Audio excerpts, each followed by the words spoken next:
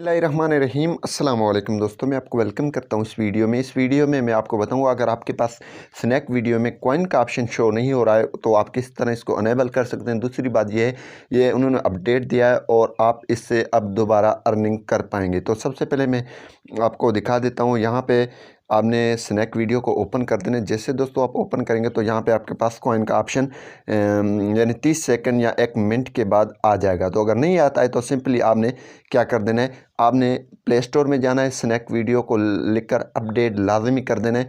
Update करने के बाद इंशाल्लाह आपको ये कॉइन का ऑप्शन मिल जाएगा। अगर नहीं मिलता है थोड़ा आप उन्हें वेट कर देना है, 1-2 दिन या 24 आवर्स जितने भी हो सके आपने वेट करना है। वेट करने के बाद ये ऑप्शन आ जाएगा। सिंपली आपने इस पर क्लिक कर देना है। कॉइन के ऑप्शन पे जैसे क्लिक करेंगे तो यहाँ पे आपको डिफरेंट जो किस्म की अर्निंग की जो मेथड मिल रहे हैं। यहाँ से आप इस डब्बे को ओपन करके यहाँ से भी अर्निंग कर सकते हैं और डेली रिवार्ड हासिल कर सकते हैं। जो है यहाँ से वीडियो ऐड देखकर यहाँ से आप 3600 कॉइन कमा सकते हैं और अब आप आसानी से अर्निंग कर सकते हैं स्नैक वीडियो से।